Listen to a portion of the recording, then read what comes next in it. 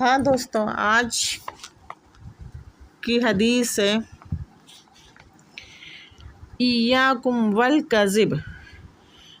तर्जुमा हज़रत अब्दुल्ला रज़ियल्लाहु अन्हु फरमाते हैं कि नबी करीम सल्लल्लाहु अलैहि वसल्लम ने फरमाया, झूठ से बचो। रिवायत किया उसको अबू दाऊद ने। अब सबसे बड़ी बात है कि झूठ होता क्या है, झूठ को समझना है। हम लोग जो आजकल झूठ को बहुत लाइटली लेते हैं। अगर हमारा कोई आया और हम उससे मिलना नहीं चाह रहे हैं तो हमने बच्चों को सिखा दिया कि जा कर के कह दो कि मम्मा नहीं है घर पे या पापा नहीं है, जा कर के कह दो। ये बच्चे के दिमाग में ये वहीं से जो है ये घर कर जाती है बात कि हाँ, जब पापा मम्मा झूठ बोल रहे हैं तो हम भी बोल सकते हैं। झूठ कोई बुरी चीज़ नहीं है और हम सिखाते हैं बच्चों को कि झूठ नहीं बोलना चाहिए। हम खुद बच्चों से कह रहे हैं कि झूठ बोल दो, जा कर के कह दो कि पापा नहीं है। दूसरी बात कि झूठ इतनी बुरी चीज़ है, अगर हम लोगों को झूठ की बदबू अगर हम लोग को लगती तो हमें एहसास होता है कि हाँ, झूठ क्या है, कितनी गंदी चीज़ है। झूठ की बदबू ऐसी होती है कि हमारे पास जो फरिश्ते हमसे बहुत दूर चले जाते हैं, कई कोस फरिश्ते हमसे दूर चले जाते हैं, इतनी ज़बरदस्त झूठ की बदबू होती है।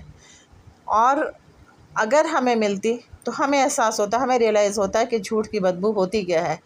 हम जो है आजकल के दौर में किसी भी बात को हंसी में मजाक में किसी से जो है मजाक कर रहे हैं तो झूठ बोल दे रहे हैं, हंसी कर रहे हैं तो ये 1 अप्रैल गया उसमें बहुत से लोगों ने झूठ बोला होगा, झूठ बोल करके लोगों को बेवकूफ़ बनाया होगा, फुल अप्रैल किया होगा, क्या क्या सब है।